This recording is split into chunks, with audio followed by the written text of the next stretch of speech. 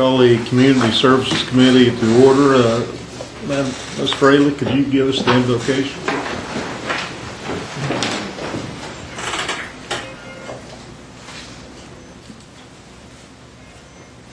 Lord Jesus, as we bring our hearts to you, we pause to give you thanks and praise that you have blessed us so richly.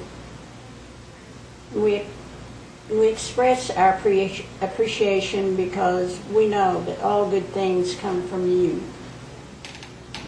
Father, each time we gather, we ask a special blessing on those who are grieving. We lift up to you all that are hurting. Give us heart for those who don't have a home, those who don't have food, and those who are faced with strife in their life. We ask a special blessing on the sick and suffering, especially the elderly. We pray, dear Lord, for your wisdom and your guidance in our decisions today, that they will be made according to your will for the Cherokee people. We pray for world leaders that they seek a world of peace for all. We ask a special blessing on our men and women in uniform. Protect them as they protect us. We ask all of these things in Jesus' name. Amen. Amen.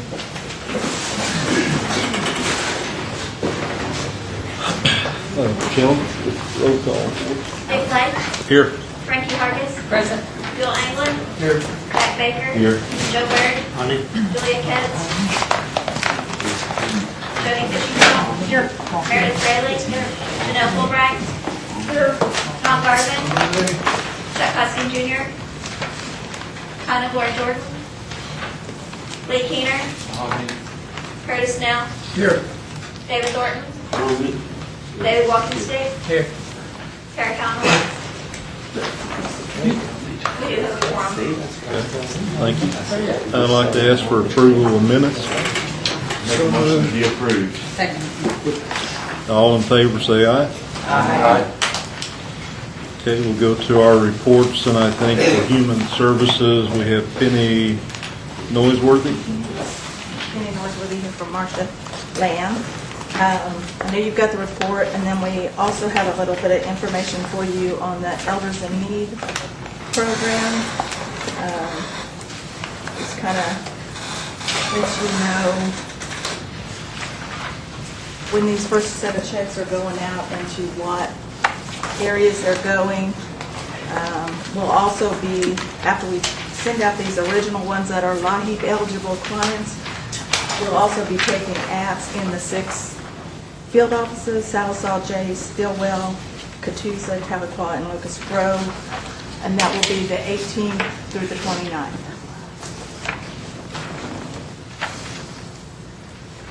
We also have the school clothing vouchers coming up in July as well.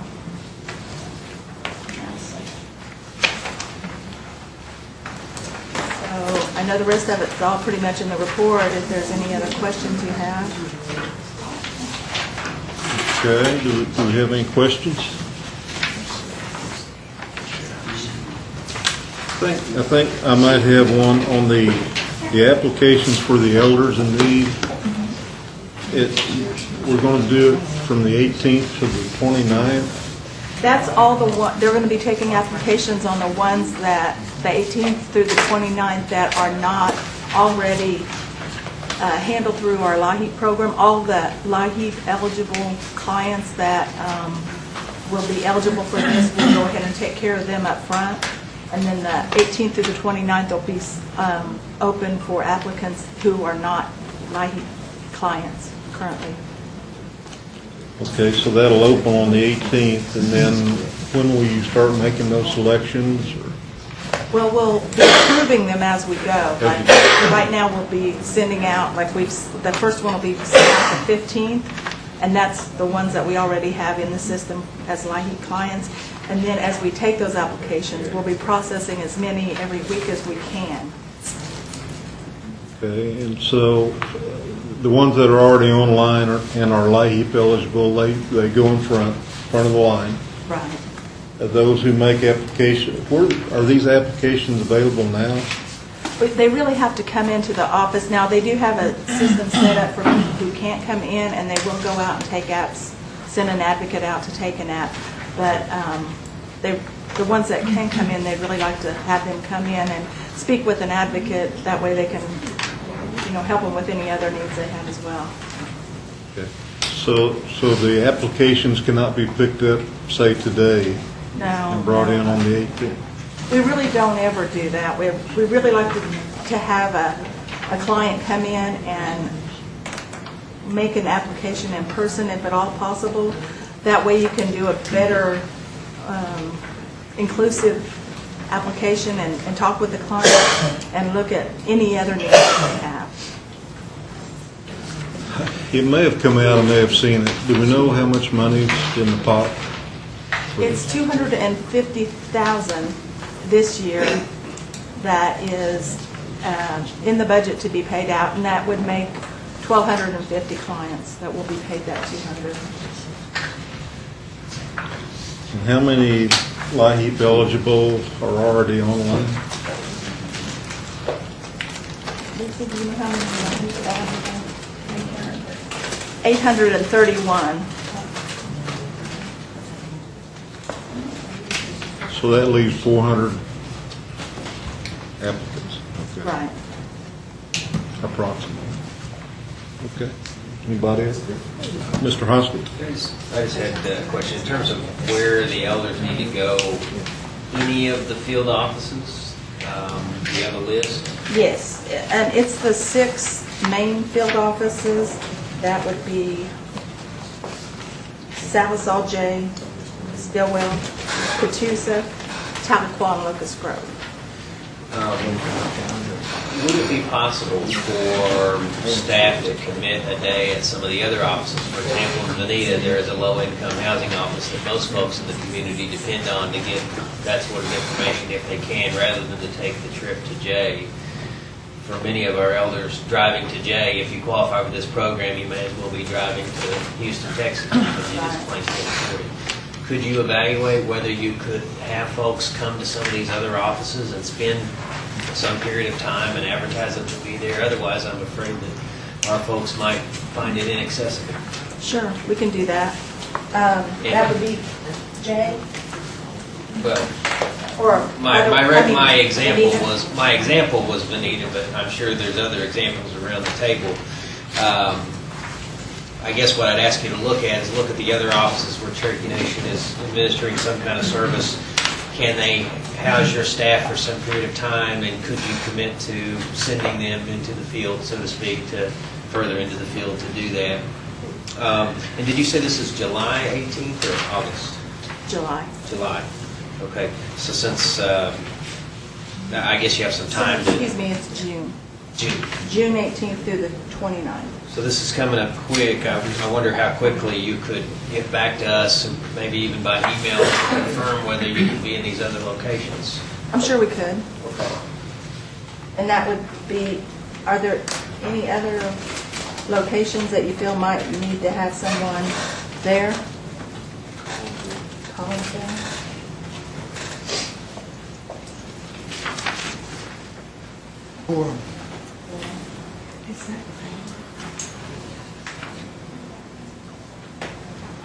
Is that all? We can look at that and certainly see about getting someone there, and we'll try to get back to you as quick as possible to be able to. Could I ask one follow-up, Chairman? Yes. go ahead. And then, where you have an elder that simply can't get out, if they call into Jay, arrangements will be made to Yes. meet them out in the field. Yes, Is that we correct? plan on that. Okay. All right. Thank you. Thank you, Mr. Chairman. Mr. Garvin? Quickly adding this up, comes about 250, looks like. You said there's 831 eligible. That's just what's going to be paid Friday. This list. So the other 600 or so will get their check later. Right. We just have to be able to process it, to be able to get their documents back as to what vendor they want to use, and then get that sent off, and so can't do them all in 1 week, but, you know.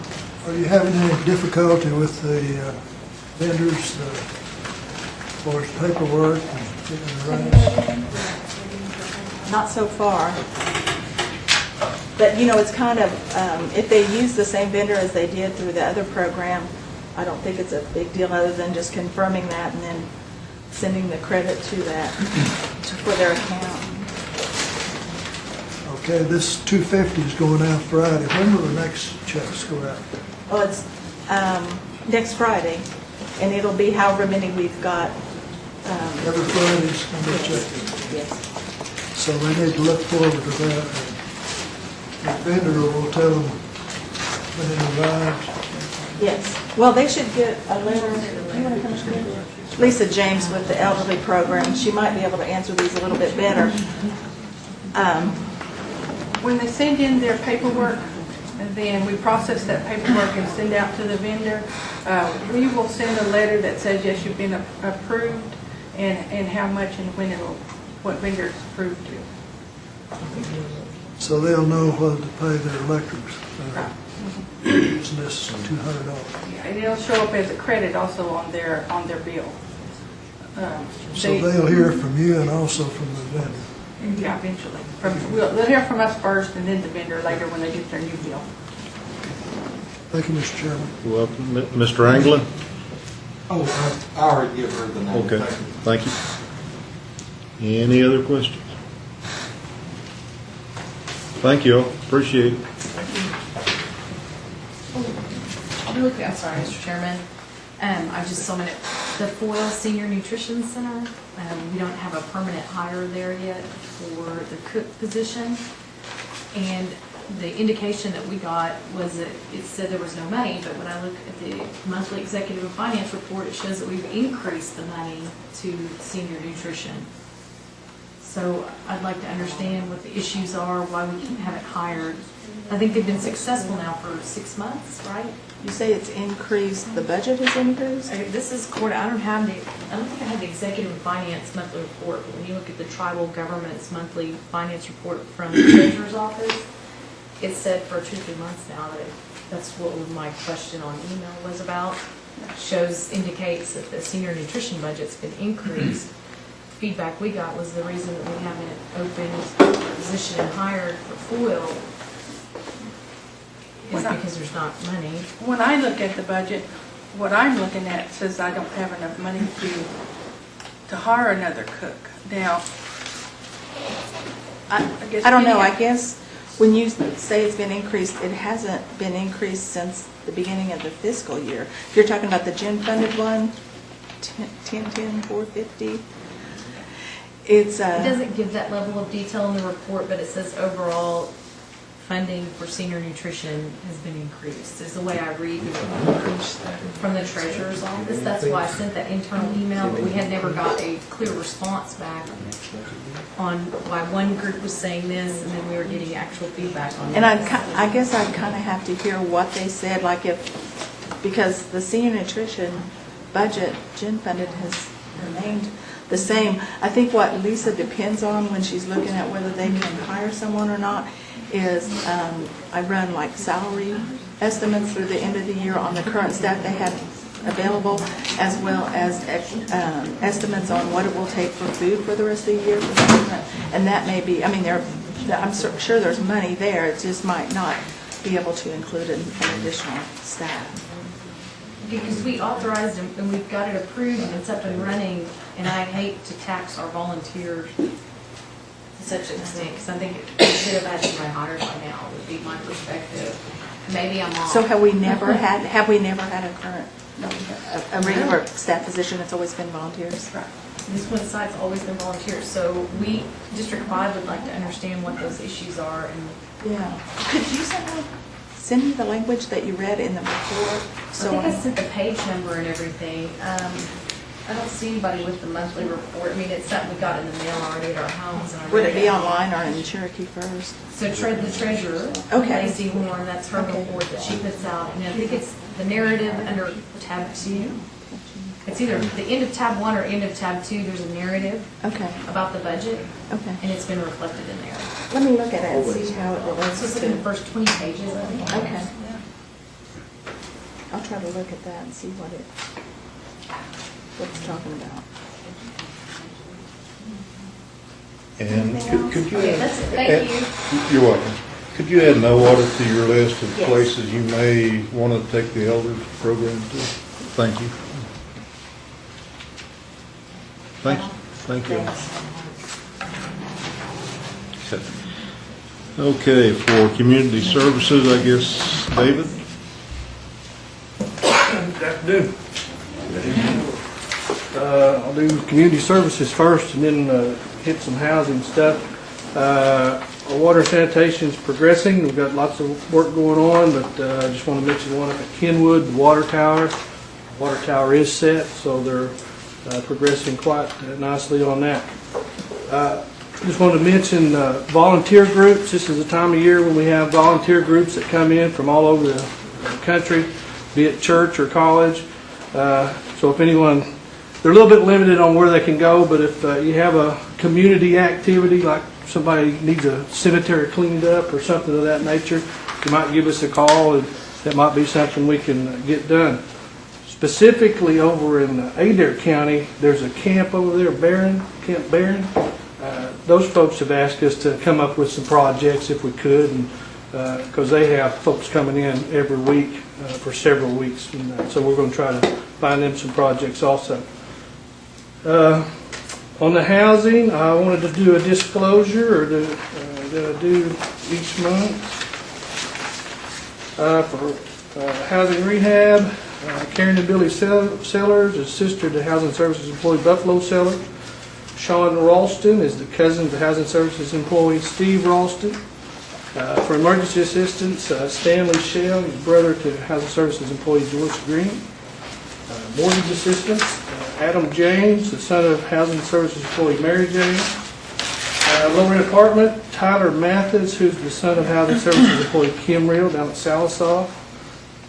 Home ownership, Ryan Callahan is the cousin to Housing Services employee Kim Real down at Salisaw. Lene Mike, I didn't know if this was Lene Mike or Mike Lene, just to be honest with you. Grandmother is Housing Services Sandra Benjamin, I'm sorry. Lene, yes, right. But Sandra been about, is her granddaughter?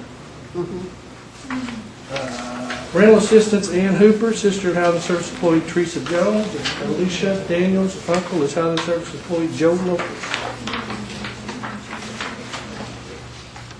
The next Housing Authority Board meeting is a week from tomorrow, the 19th.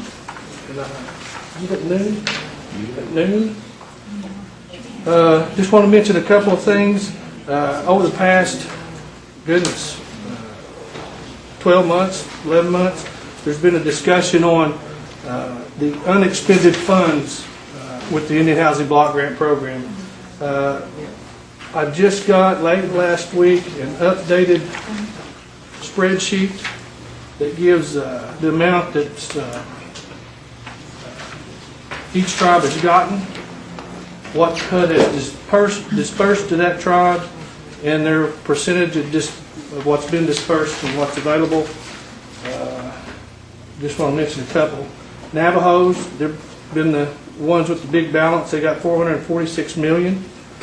Right now that's available, which is what's in the lock system. We've got approximately $8.2 million. Our spend out rate is 97, or disperse rate is 97.99%, which is right at the highest of all these. If you all would like that, I'll send it to Shelley and she can send it on to you all. Thank you. For those of you going to the NCAI next week, there's a HUD workshop on Sunday afternoon. I don't know how many people go to workshops on Sunday afternoon, but what to be talking about is the need study that they're get tribal consultation on that they're going to do probably next year. I plan on being there Sunday afternoon, so If anybody got any questions on that, well, just holler at me and I'll try to update them on that. And that's all I've got. Okay. Any questions? Mr. Baker? Yes. This weekend, Judy and I were at community meetings in Oregon and Seattle. But I had to leave to Seattle, and this is the second year in a row, in order to I had to leave it early in order to get back for the Committee of Tribal Council meetings. Could you have your staff not schedule meetings on the West Coast the weekends before Tribal Council? Yes, I'm not sure how that gets scheduled, but we're already looking at that for next year. It's just, not just that, but that makes for a long weekend when you got 3 right there for one weekend. Ms. Watts? Thank you, Mr. Chairman. I noticed at least one new group in District 5 under CAUTA. I don't know if you're certifying groups as Cherokee groups before they seek technical assistance, or it's anyone in the Cherokee Nation that can ask for technical assistance. I don't know what that policy is, but it was a group I wasn't familiar with. So maybe either in the report or when a new group in District notifies you guys, that we could have a courtesy heads up so we could make sure to reach out to them and also assist. Okay. Then I was curious on the self-help homes, the old program. I know we have several in Rogers County that are, they just didn't make it. But I understood in previous meetings that we would be reaching out to those folks to see if we could finish them in another way. Will that be done? There's Yes, two different groups in Rogers County, one in Chelsea and one in the Foyles Clay area. The Chelsea ones, there were 2 homes up there, and we have reached out to them. Okay. I'm not as familiar with the other. If you would provide me, if you got any information on them, in the full. I think they're still listed in your report, but maybe if I don't email you tonight, you can remind me. Okay. I want to say it's like between maybe Foyle and Sequoia. It's off 66. I've physically been there, but I couldn't tell you the road. Okay. Then it seems like, and maybe this is a question for Anna on the foreclosures report. I think that'll be more onerous.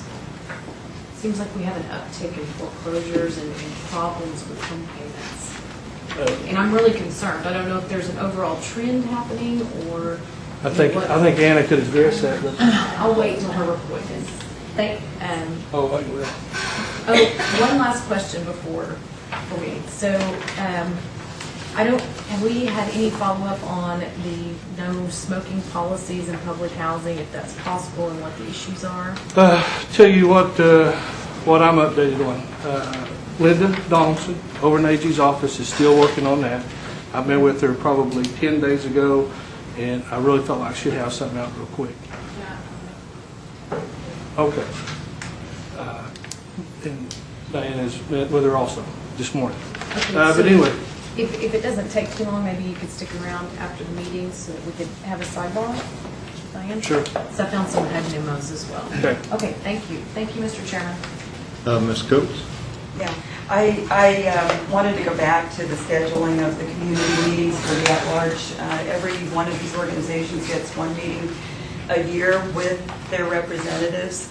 And I have heard Ms. Mackey state in a number of meetings lately that you were looking at not scheduling 3 on a weekend because it is very hectic, and I don't disagree with that. It is a hectic weekend. But the alternative is that out of the 21 organizations, and therefore spending 7 weekends out of a year traveling, if we only have 2, then we're going to spend 11 weekends out of the year traveling. And, you know, it's kind of, I know that Jack and I already travel a great deal. And if I have to travel an additional 4 weekends every year, that's equally tough to try to fit into the schedule. Well, I know we've committed to getting you all to work with us when we schedule. That's what I was going to ask, if you would do that, if we could get everybody on the same collaborate schedule. with you in planning that schedule, because I think that would be a consideration. I appreciate it, David. Thank you.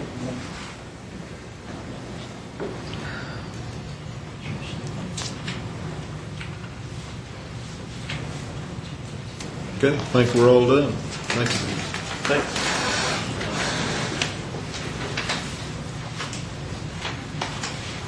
Okay, for housing. Gary gonna take that on, or David? Oh, I did housing. Okay. Housing questions. You've already gone over that? Yes. All right, thank you. All right. Appreciate it. Roads and Transportation, Mr. Lynn. Good afternoon. You should have our report in your package as well. I do want to make mention of a couple of items. We did open bids on the 7th, last Thursday, on Twin Oaks Bull Hollow Road, 9.6 mile job we have in Delaware County. We had 4 bidders submit bids on that project, and we sent a proposed or recommended award to the Chief's office for signature today. Assuming that gets signed, we should have that out to them in the mail to the contractor this week. There is a meeting, a tribal consultation meeting that the BIA and Federal Highway Administration is putting on across the United States during the month of June. There's going to be, the meeting for Oklahoma will be in Oklahoma City on June 20th. And what they're going to be talking about is some new changes to the funding formula for the IRR program. You might have remembered me discussing an issue called Question 10 in the past. That's on certain classifications of roads and how they're treated within our funding formula. And they're proposing to change the classification of some of the roads and how they're treated in the formula, and make functionally classified roads. Right now they're funded at 100% in the formula, not just for the Cherokee Nation, but all tribes across the United States. It would knock that down, those functionally classified roads down from 100% funding to 20%, what they're calling the non-federal share. That would have a huge impact on the nation's IRR allocation. It's something we've been fighting for several years. With the extensions that have been going on, the continuing resolutions being passed on the existing highway bill that we're operating under now, we've been on extensions for about the past year and a half. Those extensions have actually caused the Bureau to postpone the implementation of this new way of treating these roads. So the extensions have worked to our advantage in that sense. So they are still proposing to make this change, but they postponed the implementation until 2013, which is not terribly far off. But they are holding these consultation meetings across the United States. Again, June 20th is going to be in Oklahoma City, at Oklahoma City OSU campus on Portland. And I can send more information on that if you would like. And we've had a lot of county commissioners recently pass resolutions in their county commissioners meetings. You might have read or heard about some of those. The county commissioners are speaking out in support of the Oklahoma tribes, or opposition to what the BIA is trying to do regarding Question 10. There's been a lot of publicity lately in newspapers. I know I've gotten some calls, and there's been some stories published. But if you have any questions on that, I'll be glad to answer it. That is all I have to report. You have to answer any questions. Okay, Councilor Hunskett. Thank you. Some tribes stand to gain from this rule, is that correct? That is correct. There's less that stand to gain than there are way more stand to lose as well. And in Craig County, the county commission was among those that passed a resolution. I think that's good. Has our congressional delegation weighed in on this, to your knowledge? At the United States level, yes. At the local level, probably not quite as much. We have sent a letter to the Oklahoma delegation, the state delegation, to invite them to this meeting, since it's been a local meeting. But certainly at the United States level, yes, they've been on board or been watching this closely. Are you saying that our members of Congress from Oklahoma are with us on this? Yes. Yes. Sometimes shocking things happen. Yes. Thank you. Councilor Jordan. Yes, you got the bid on Twin Oaks. Not official, Okay. but the recommendation that was made to the chief's office was Paragon Contractors. They're out of Tulsa. We've used them in the past. They built the Daytown Dry Creek Road up in Delaware County, just about a mile or two east of this road. Well, if they receive it, will you please expose to everyone on this body who are subcontracts? Yes. And how many of them are Taro and?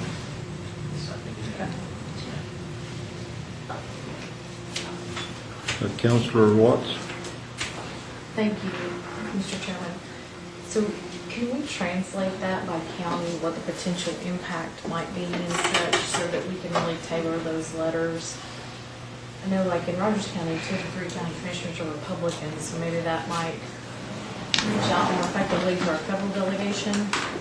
But I think that they should understand specifics, how that might impact that individual county's, looks maybe more effective letter or resolution. That would be difficult. It would affect our overall allocation. Right now, we're getting around $13 million annually. Maybe you could remind us what the total IRR road count is by county? Yeah, I could tell you that easily. And then like our overall count and what our overall budget is, and then how that might potentially, I think it would help tailor it. Yeah, out of the 13 million that we get annually, we're if this goes through the way it's being proposed, we're looking at a 40 to 50% funding reduction because of this classification, new classification. So, but yeah, I could definitely get you the amount of miles that are in Rogers County. Thank you so much. I appreciate it. And that would include Tulsa too, if we have any. Okay, we do. Thank you, Mr. Chairman. Councilor Fishenhoff? Yes, was there very many Taro subs under? They're not required right now to disclose their subs up front during the bid process. I did email Paragon and ask them to send me a list of the subcontractors they received quotes from. I don't have that with me today, but there were several on the list that he used to prepare his bid. I can't think of any of them right now. He did use several prepared for it? Yes, ma'am. Okay, but he don't necessarily have to use them once he gets the best? After he receives an award, he is required to turn in his list of subcontractors, and at that time, once that list is submitted and approved, then yes, he is required. They're not required to submit with their bid their list of proposed subcontractors. Am I making sense? After he gets an award, then everything gets locked down, and they will be required to use those subcontractors at that point, after they're approved.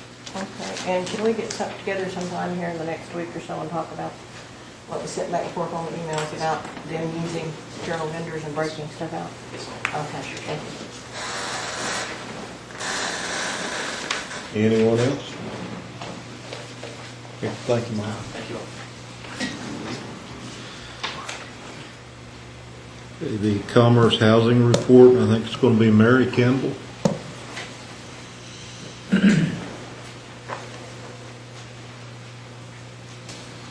Anna and Shay are both speaking at a asset building conference today, so I'm apologizing. But I do have a copy of the report, and I'd be happy to answer any of the questions you might have. Thank you, Mr. Chairman. Would you take back to them a question, and I don't know if they have, because I know they do a lot of analysis about the reports and such. But I don't know that there's like a projection or trend or comment. I didn't catch it, but it appears that it's like we're having increased foreclosure issues slightly. I'm real sensitive to this because I just worry about these families because we get these calls. And I know that nationwide that they're predicting that the foreclosure process will continue for another 2 or 3 years. And right now, our cumulative foreclosure rate with MAP is 3.5%. But I can find out specific information. Thank you very much. And if they could just respond by email, that would be great. Okay. Thank you so much. Happy to do that. Anyone else? Thank you. Okay. Looks like we're moving on to old business, and it looks like Ms. Watts, I believe you have this one. I don't know if Ms. Parker Harold has an update for us. We've had several email exchanges, but I wasn't sure what we needed to do to actually require equal distribution of these monies.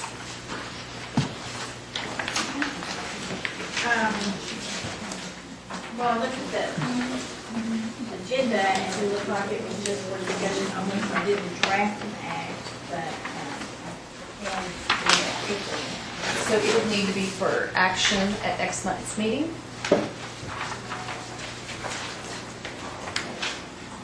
And I'm hearing legislation then would be required, and Ms. Barker Harold will be drafting that for me. I don't know that that's what would be required in making your resolution, I'm not sure, but I was waiting for the council to have a discussion today so that I could get direction in the right way. When it was time for action, it would be ready.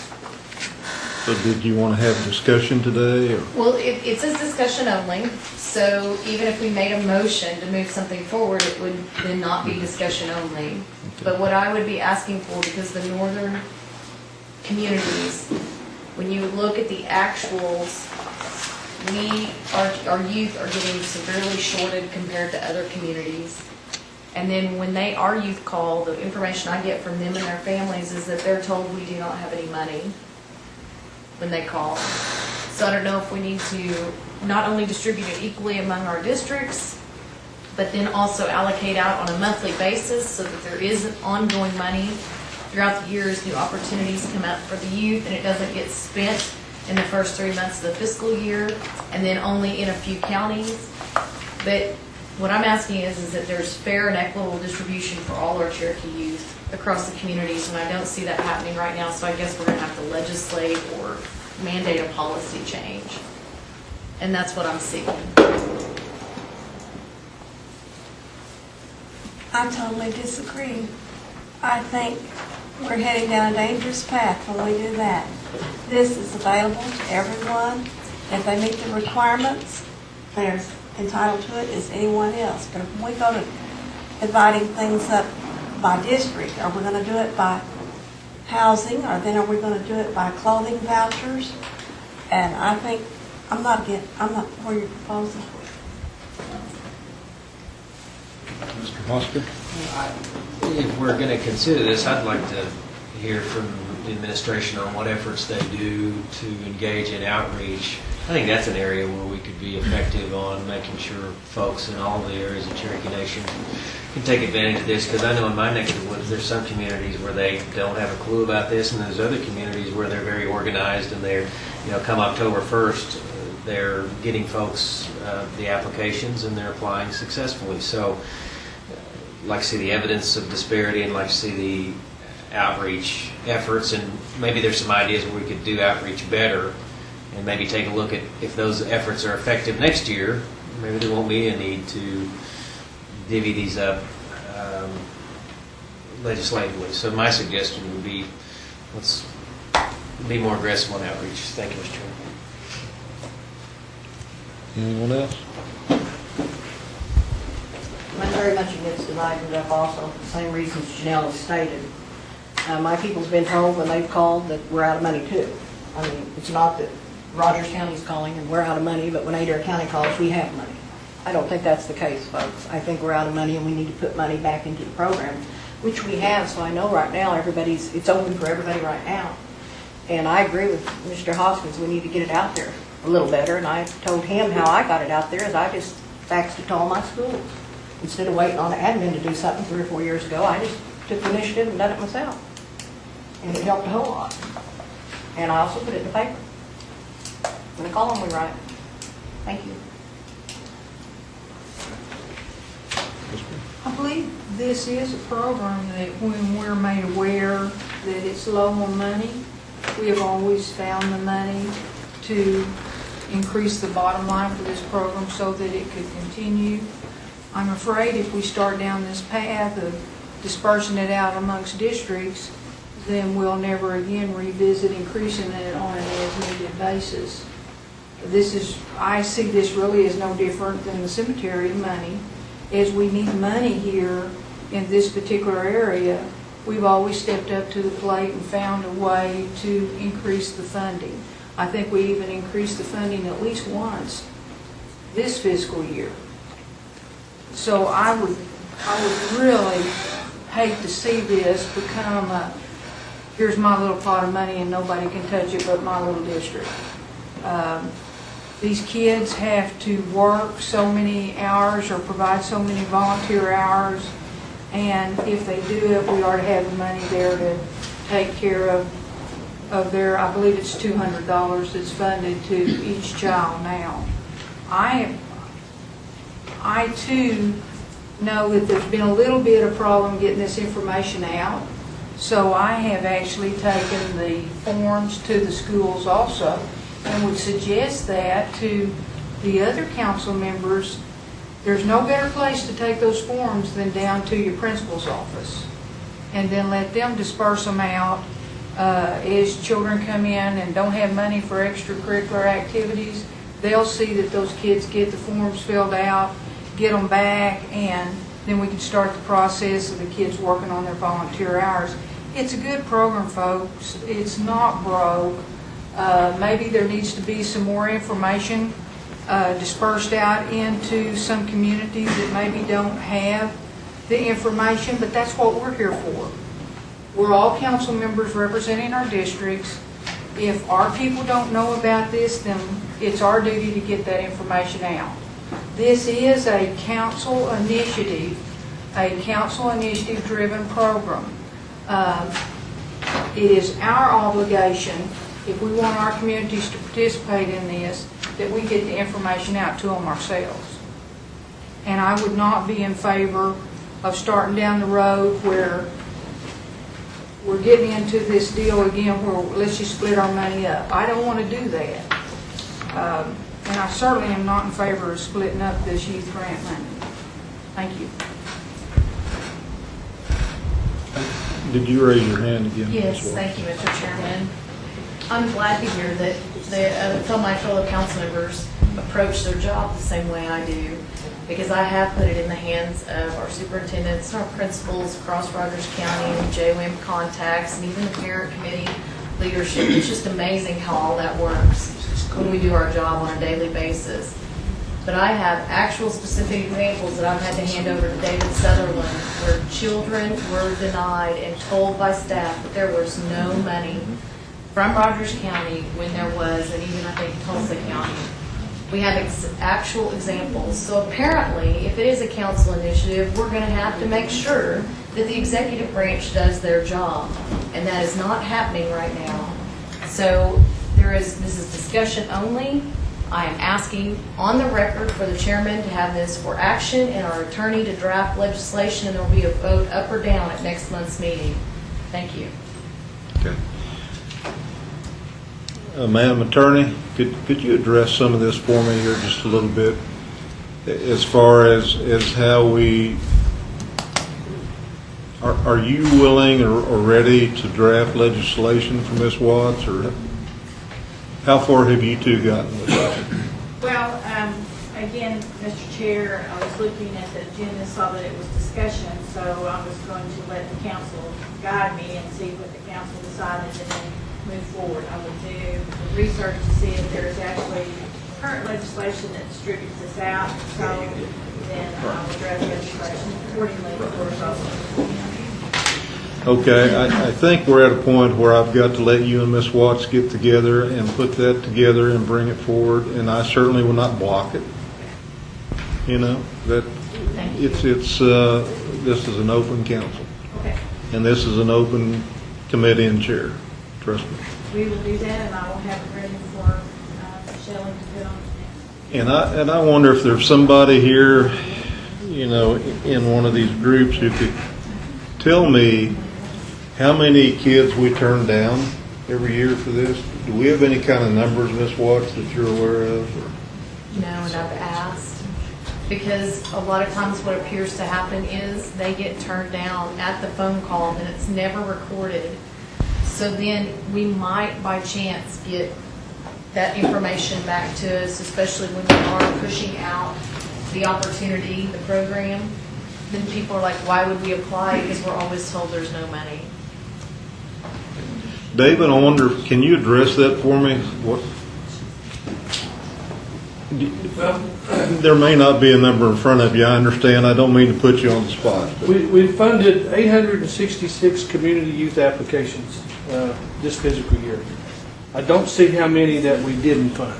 Yes, sir. But once we get to, we know how many we can fund.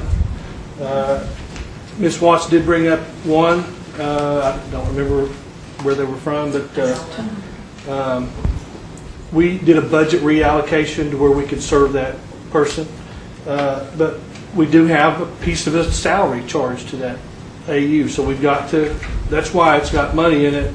We may not be able to fund an application, but we got money for that.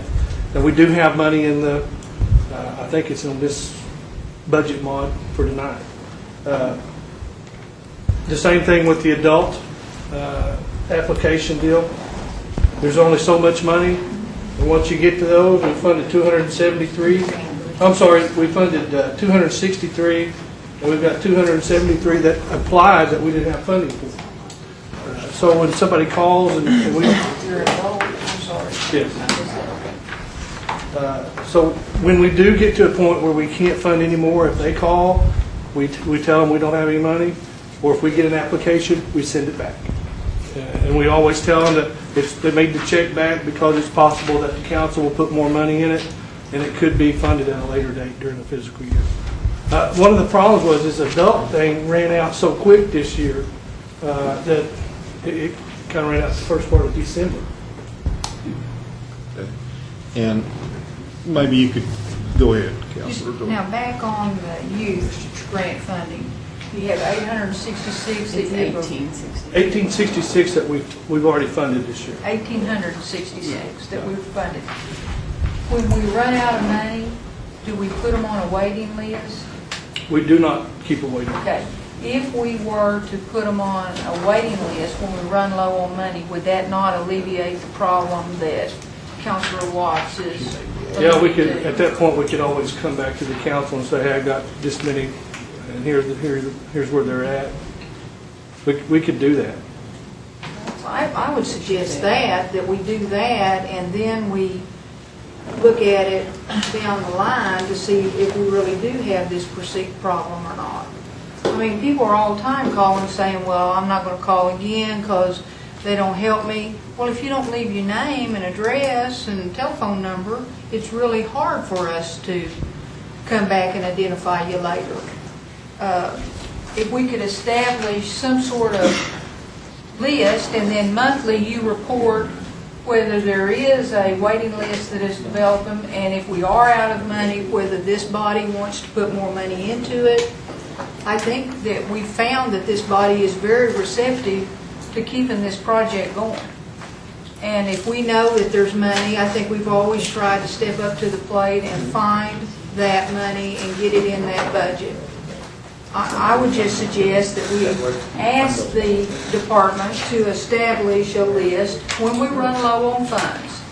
If we have people continuing to turn their applications in, that Mr. Sutherland will report to us on a monthly basis and tell us when money is needed to replenish this fund. Thank you, Madam Speaker. I would make that suggestion before we jump off here and do something drastic. I'm still just not seeing this. Let's start divvying the money up amongst all of us, and when you run out, well, your county just out of luck. I still think we are to base it on need, and need sometimes is bigger in some counties than other counties.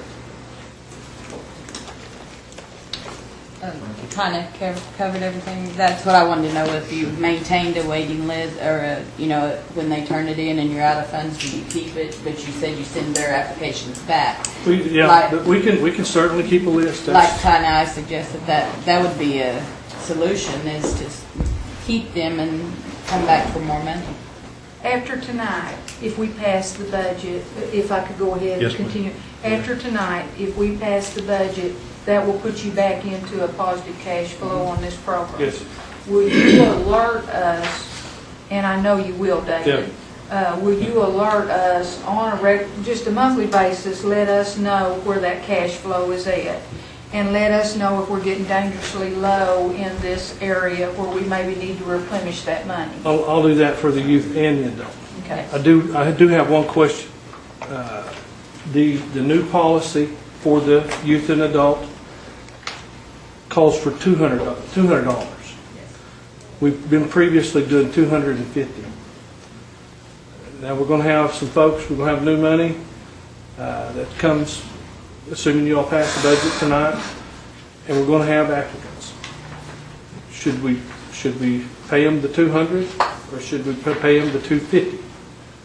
The reason I ask that is, again, this was the chief made it clear that this was a council initiative, and to get you all's feedback on how to progress with it. Yeah. Have they done their hours based on 200 or 250? 250. And I think we have to honor our obligation until we start with a new set of applicants, maybe as of today, and then as you go forward, if they only do the volunteer hours for $200, that's what they would receive under the new guidelines. We can implement that, I think. I would hate to see them shorted Me too. because they have done their hours. They've done their volunteer hours. I don't know what the consensus of this whole body is, though. Has it been changed on the web? I think on the web, We got the new policies Gary, out. for sure. Did we just put this one? Yeah, I think after our work group meeting, we put this form up that gives all the information about it. And really the purpose of that goes back to what y'all were talking about earlier, that if people will call us first, we will record some basic information and send them out an application. Part of that reason is so we can track how many applications are out, so we know if there are 200 applications out and we have money to fund 150, then we know that Need 50 more. we need 50 more slots. Madam Speaker, you have a question. Yes, I would.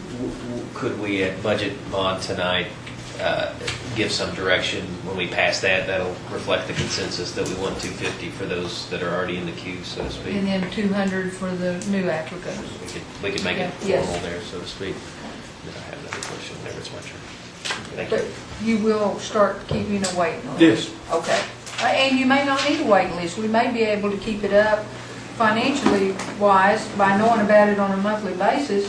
You may not ever fall into a situation again where you're out of money. Hopefully. We'll probably just start putting people on a waiting list, even if we're serving them immediately. Helps with track. next year, to be honest with you. So, yeah. I've got Councilor Hoskin, Watson, Byrd lined up, so don't go away. guys. Okay. Just briefly, Mr. Chairman, if someone applies and they're denied because for whatever reason that their application's defective, they don't meet the requirements, are we keeping track of that? Are we keeping that, and are we notifying them in some formal way? Generally, I'm not aware that we declined anyone. We try to make sure that the biggest problem we had that I can remember is with two young children whose Social Security card, the name on their Social Security card, didn't match their tribal membership card. And we offered to take the mama to Muskogee, had her lined up to take 2 or 3 times to get their correct Social Security card. That's the biggest issue that we've had. And I know you operate this way in the other programs you oversee, David, but if we had a community meeting and we ask you or somebody to come out and bring the applications and speak to them more precisely than maybe the council members could in terms of the prerequisites, you do that. We bring people that know what they're talking about. Very good. I always rely on that. Thank you, Mr. Chairman. I have Councilor Watson, then Byrd, and then Fulbright.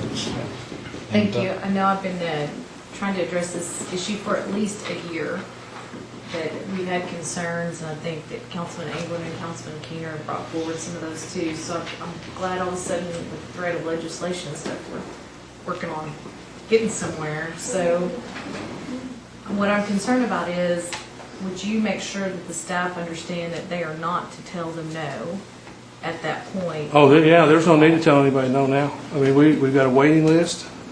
We can tell them that right now we might be out of money, but we're putting you on a waiting list, and we'll go back to the council. And so at the minimum, there's going to be a name, a phone number, and the county or district that would be kept? That was the on list? plan on doing that, is so they would provide us just basic information, name, phone number, where they're from.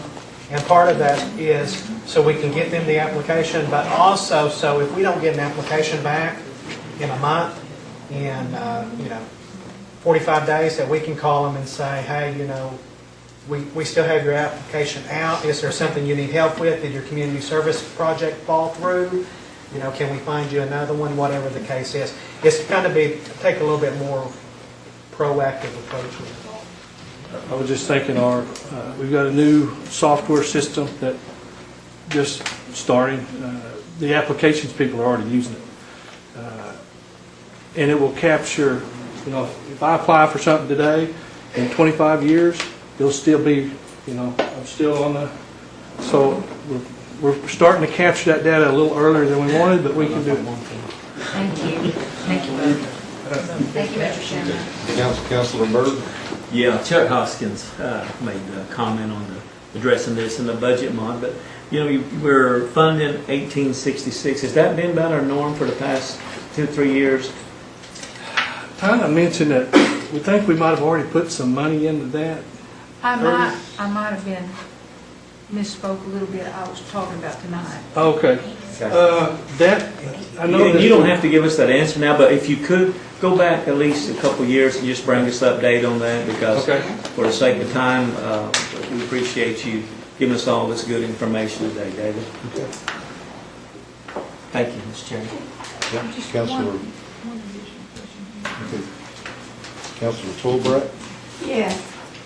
I just wanted to emphasize that we need to honor the $250 if they've already done the work and thanking it, because I have one gentleman, he called me 5 times, and this was back October, November, and he wanted his money so bad by Christmas, but he still didn't get it, and he kept telling me that he did the work and he didn't quite understand it all, and I said, I assure you, you're eventually going to get your money. So he finally quit calling me, so I'm hoping it was taken care of. But if we tell them they're going to get the $250, we need to not change that until after the fact, Yeah, if we tell them tomorrow's Thursday, it better be Thursday. Right, so if they're going to go forward with $200, let's tell them up front, and let those that we already promised the $250, let's make sure they get it. Instead of checks in the mail.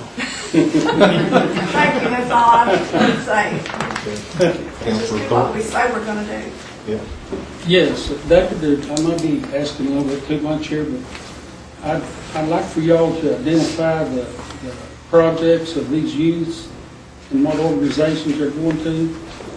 And, I need to know whether it's going to show an animal or whether it's going to baseball or basketball. And I want to make sure that these are going to these individuals and the schools aren't receiving that funding in any way, okay?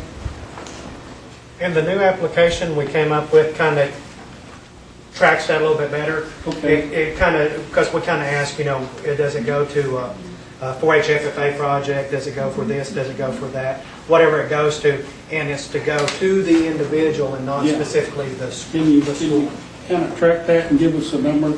Yeah, and that's why we kind of, whenever we redone the application, is to kind of track that. So we would have better information. I've heard in the past that some of this money's being pulled by the schools and individuals aren't getting it. So we need to look into it. That's not what It's just it's a hearsay thing now.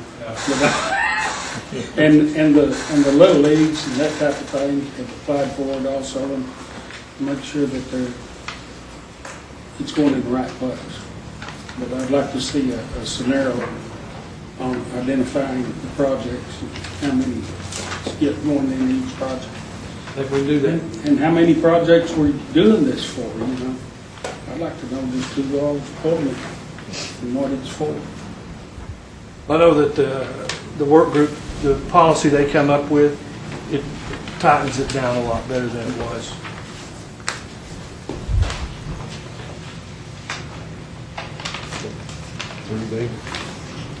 David? Yeah. Thank you. Speaker Jordan? I just wanted to make sure, I know we had a little problem with the adult assistance program, in that for some reason last fall, many people were of the idea that they could go to certain places and do their hours even before they turned their application in, and then we found out all of a sudden that we had 200 or 300 people out there that expected a check, and we didn't even know about them. They'd already done their hours with some organization, and I think you all kind of brought that to a halt and got ahead of it now, where we know they turn an application in and then they do their hours, right? Right. Okay, so we've turned that around. There's no way now that they're doing their hours and then coming and saying, well, I've done my hours, want my money. Okay. That was a big thing. We wanted And to turn that's around. kind of how we got messed up on this adult assistance. I think so. And we've got that fixed now. Yes.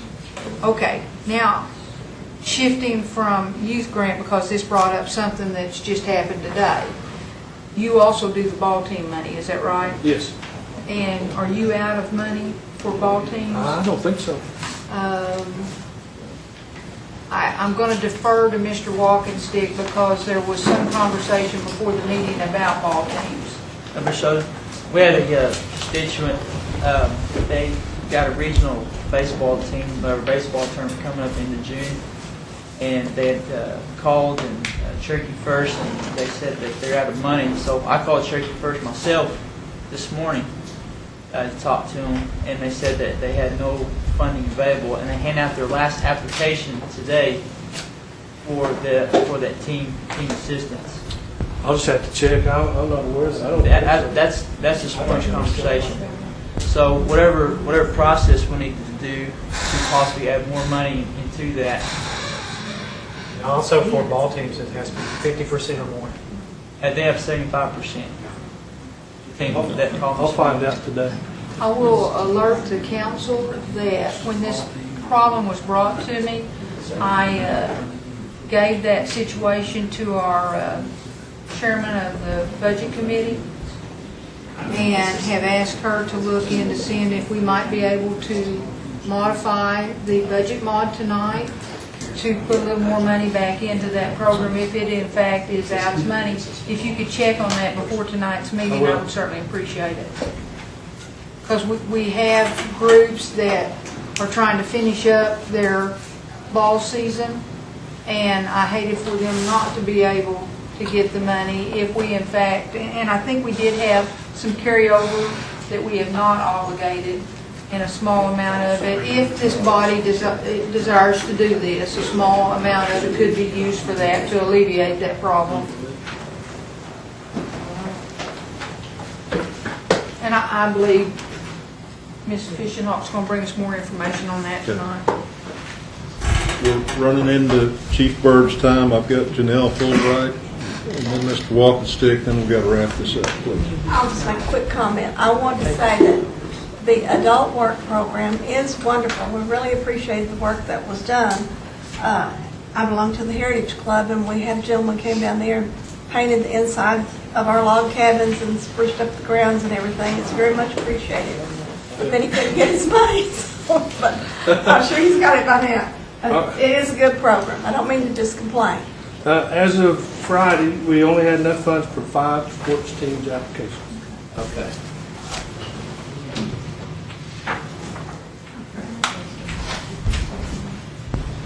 I believe. Folks was watching. Okay, and I think Mr. Walkenstick is pulled here, and thanks, guys. We appreciate it. Thank you all. Yeah. Okay, on to new business. We have a 12-080, and Speaker Jordan, could you take or assign that, please? Yes, this is a resolution authorizing the submission of a grant application for youth shelter services by the Department of Children, Youth, and Family Services. And it, I believe, does not, let me look back here, I don't believe it required a, yes, it does have a cash match of $7,000 on a $70,000 total project cost. And I would put that in the form of a motion. Motion and seconded. Any discussion? I'd like to be added as sponsor. Like to be added as sponsor as well, please.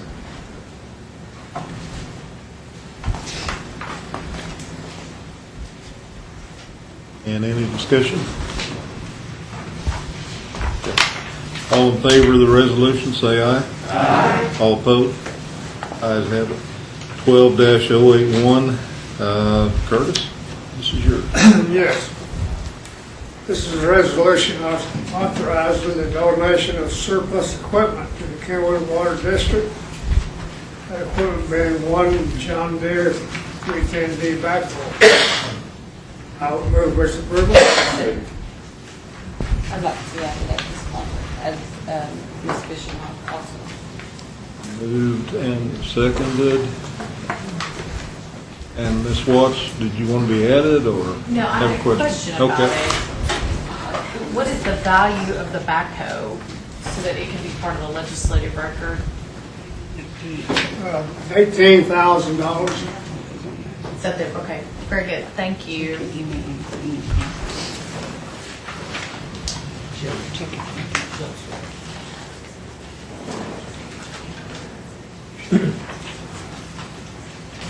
I would happy to add the sponsor, please.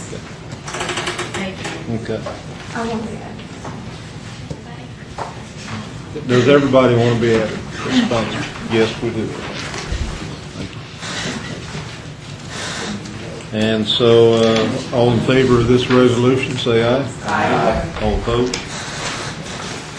12-082, and Speaker Jordan, could you take that? This is a resolution authorizing the submission of the fiscal year 2013 Indian Housing Plan to HUD. And I'm going to defer questions, should you have them, to Mr. Sutherland. I put that in the form of a motion. Second. Motion made and seconded. Questions? Yes, I had a request into Doug Evans to map so I could better understand where the source of funds was coming from to where it was being expended and how it was being expended. And the feedback that we got was that he would have to go to the housing authority because he has no ability to see for transparency about what that is. So I'm kind of short on information. I have lots of questions. I'm trying to do my research prior to, but I'm not sure why he had to go to housing, because it's all going through Lawson okay. right now. Could you work with him? Because I really need to understand, especially around the new housing program. Mm-hmm. What is it going to cost for 300 homes a year? Is that Well, the funding's going to be bank loan, which you're not going to see in here. what's the total amount? Approximately 60,000 times 300. That would be debt that the housing authority's taken on for the next 30 years to pay for those. This $4 million is for, let's say that a house costs $75,000. We're going to use this $4 million as mortgage assistance for those folks going into those homes. So there'll be a bank loan plus the mortgage assistance. The bank. So we're going to couple the funds from mortgage assistance program with an additional bank loan. Yes.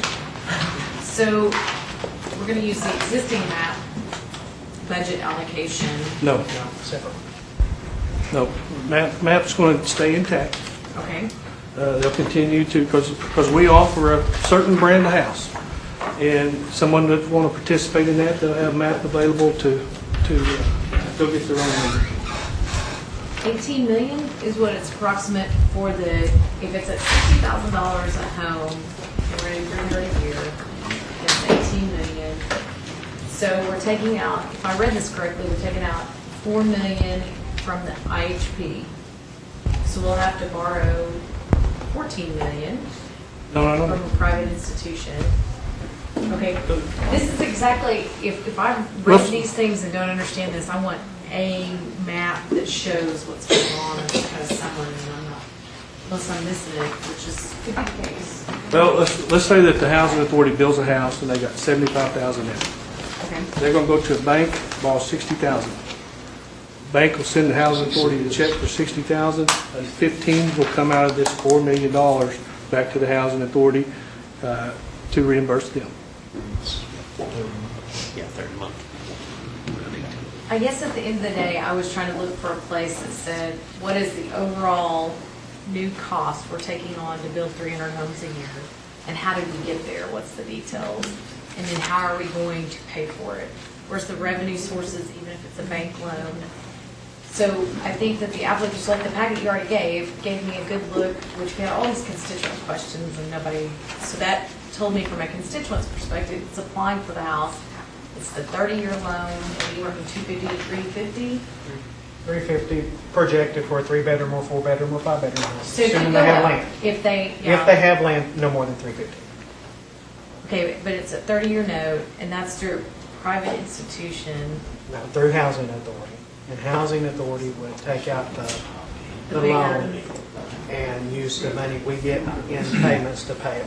I guess at the end of the day, I'm not opposed to this. I want to see people in homes. This is great, but it's not clear to me how we're doing it. And so I don't see how I can vote for the IHP if I don't understand how we're getting there on funding mechanisms. And who's paying for overhead, the employees, and who isn't? Is it tribal monies? Is it HUD monies? Because we start getting into who's administering what and for what regulations. You know, if we're supposed to be accountable on this body, then I don't know. I went to Doug and I asked, so but he's saying he had to go to the housing authority. So can you work with him to try to figure this out? Sure. Okay. Thank you, Mr. Chairman. Would you defer to me for just a minute, so I could? I'm done, so if the chairman wants to recognize you, that's fine. I had Lee Keener. Lee, would you like to take it next? Or this lady, Tanya had a question for, I think, Ms. Watts. Well, I'll leave it between you two. All right. Did you have one question? yeah, well, I'm just going to point out something. The 18 million is not included in the Indian housing plan. No, no. Doesn't have anything to do It's not in with here at the new houses, does it? No. This is just well, it's more than one question, Lee, I'm sorry. Lawyers can't ask just one question. But this Indian housing plan just deals with NAHASDA funding that's going to be out here at the tribe. It deals with NAHASDA funding and what's called program income. Okay. And on the page 53, if you got your booklet there, in column A, it lists number 1, IHBG funds. Those are 29 million, a little over 29 million in the 2012 IHBG fund. And then the rest of it is just projected carryover from this year. I'm sorry, you said page 53, column A. Yes. So that's 41 million, 41.7 million. In that program income right below that, 6.1 million. For a total in column A of 47,911,457. That's the number that I use for the budget. And that's all the funds that we've rolled in from prior years, plus the new money. Yes. Okay. No. The 2012 is new. It's new to us. It's not really new. This is confusing. It's not really new to HUD. So the 2013 money is actually found in column B. At some point in 2013, that money will be available.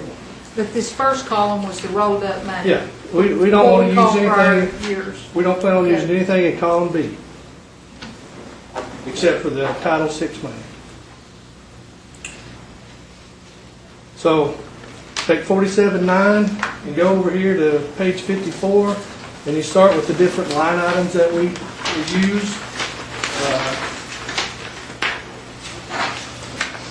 The very first column there, that is 1.1 that they regularly get each year, plus a projected carryover. You know, we're tearing down 25 houses or apartments, we're going to build those back. Modernization, that's been new. That's something we just put in with the last budget revision back in February, I guess.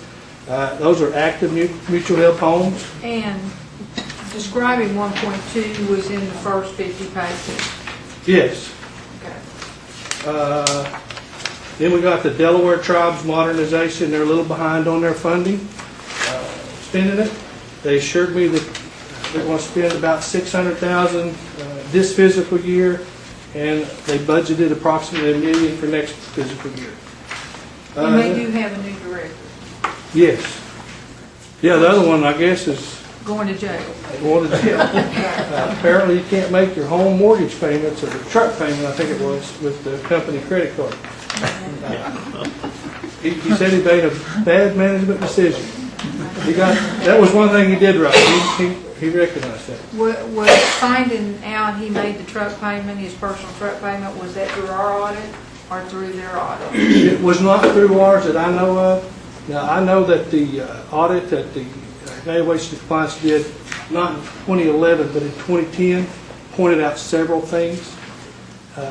Some of it was with funds, had nothing to do with us. So we made them aware of what they found. I don't think this was one of it, but there were some other questionable things that was. Well, going down through this list, I guess to make a long story short, this is the roadmap for how you plan to use the money. Yes. If everybody would look at 53 and 54, and if you need an explanation, you take the number that's next to the amount and go back in the first 50 pages, and it gives an explanation of what you intend to do with that money. Yes. This is your plan, your roadmap, I think, that was being described. That somebody wanted it broke down more into how you were using the money. This is the plan. Right. Okay. Councilman Keener, thank you, and it's your turn. Thank you, Mr. Chair. I was already turned to page 53 because that's one of my first questions. One, and so the operating budget is a 47.9. Actually it's that plus a little bit of the program income from next fiscal year. We're actually budgeted $48,581,838. Okay, good, because that was my next question. Yeah. On the fourth column, it's the 48.5. Yeah. So that's really. That's what we budgeted. Okay. And then the estimated unexpended funds in column E minus C and D column. Mm-hmm. Would you talk to that a little bit, please? The 26,242, it just that is basically the 2013 Indian Housing Block Grant that we will get in 2013. We used the same number last year because the allocation was the same. Now we ended up getting 29 million, I think it's 29.1. Hopefully that'll be the same, but we're taking a little bit conservative approach and saying 26. Okay, so for those two block grants on 1 and 2, it is different than B, which is essentially what that's supposed to be, correct? Well, column E, 1 and 2 would essentially be the same as column B, 1 and 2. Somewhat, it'd be close. What's the discrepancy? I'm not following that. We currently didn't budget all of the amount in column A. Okay, I don't follow that either. I don't follow that either. That was my confusion, or the biggest part of it. So maybe you could research that. Well, I can tell you, we budgeted out of the 41,754, we budgeted 41,684. So that's why there was a little bit more added to column B, number 1. If you look on page 55, okay. First column with numbers in it there, total 41,684. All right. Okay. And then we budgeted 6.897 in program income for a total of 458 or 48,581. Okay. You can see my confusion. Yeah. Okay. Yeah.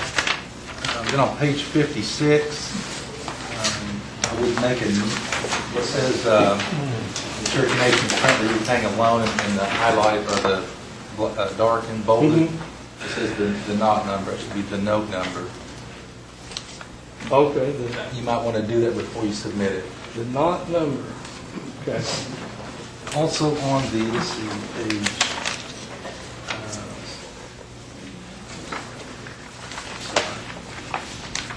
It's the page where you have your plan for phasing out the prior property, 25 units. And you said you're going to hopefully have that mostly completed by 2012. Is there any negative impact on those who are going to be phased out? We'd already quit putting folks into those apartments. We have notified those that are still living in there. We're going to pay for all the relocation costs and everything on that, but we're going to try to have that done, relocated by the end of fiscal year. We're going to try, if we can, by the fiscal year. Fiscal year. And those that would like to move to another apartment on the project that's not in the one that's being coordinated, we would help them with that. Okay. And I noticed on page 47, you have one location in Collinsville. Housing applicants? Yes. Will that be where? Canada's not here. I think the plan is when they get the new Or food warehouse? Oh, okay. That's Is it. that or the tag Or the office? tag office. I'm sorry, the tag office. Tag office. Sharon Swepston's group is working on to build a new tag office and lease the space. And I think there's going to be some extra space there in Anna's group and our group.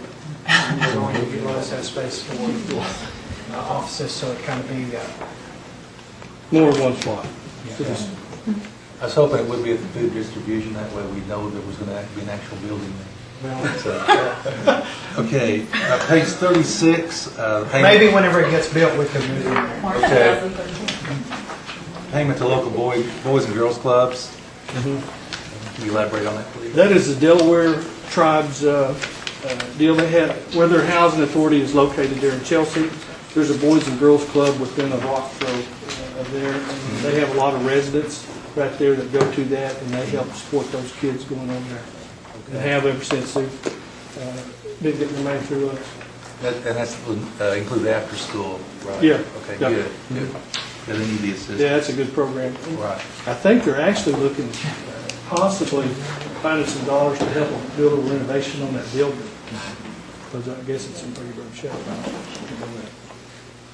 On page 32, assistance with eligible families with emergency housing and short-term rental.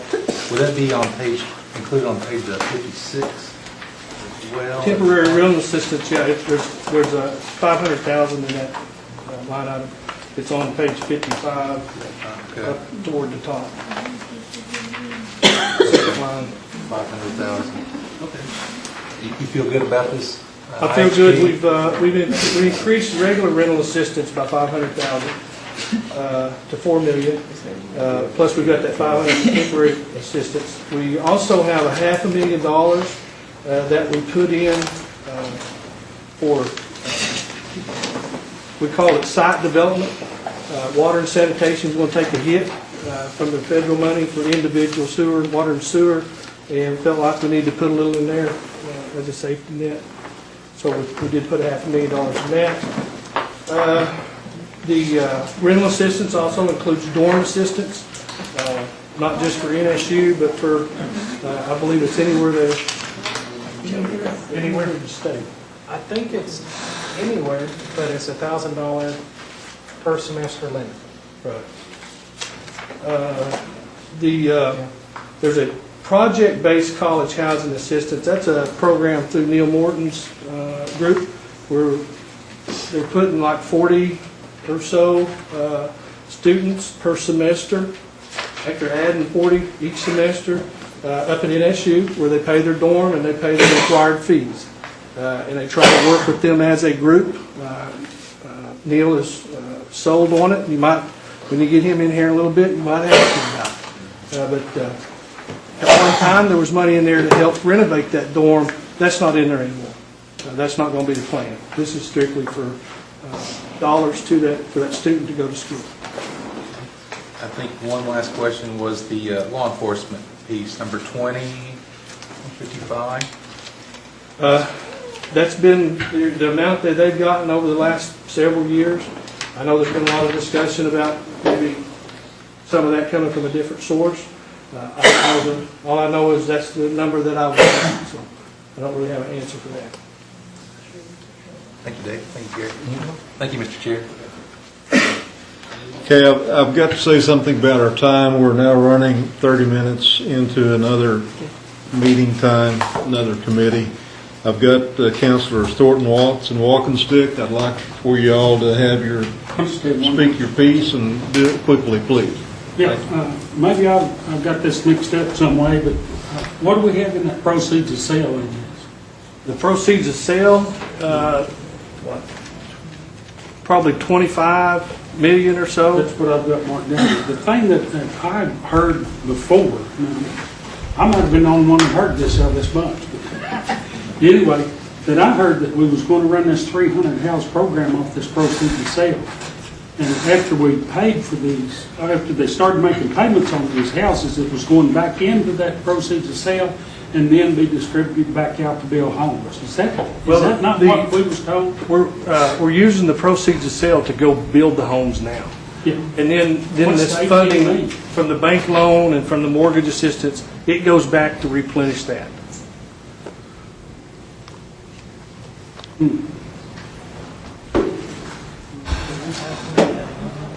But there was proceeds of sale mentioned, and that's what the purpose of it was. It's the kind of the seed money to build the homes, do the construction. Thank you. Councilor Watts? Thank you. And just Quick, to please. clarify, that roadmap for understanding the funding will involve only a portion of the IHP, but it does involve the IHP, and I need to understand how the new construction homes are being paid for, where the money's coming from, and how that money's being used by source to pay for it, and that's what I'm asking for. Because from what I can tell, this is the same IHP was submitted for the most part under the prior administration, and it looked like there was only really a couple of small changes, such as like more money for energy audits or reduction of the land purchase for home ownership. So this is nothing new, it's not rocket science, I agree. However, it is still unclear how we're funding those 300 new home construction, and that's what I'm trying to get at is, looks like there's a portion out of IHP, looks like some of it's housing, looks like some of it's this loan. I want to see the whole package and how it reflects on this IHP before it gets my vote at full council. That's what I'm looking for. Thank you. Thank you, Mr. Chairman. Thank you. Councilor I call for Walkenstick. a question. All right. Sounds good. Okay, on 12-082, all in favor say aye. Aye. All opposed? Aye.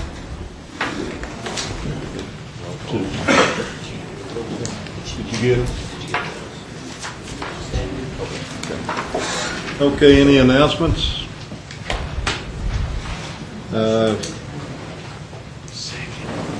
Have one? Oh, you've already moved and seconded. All in favor to adjourn, say aye. Aye. All opposed? We are adjourned.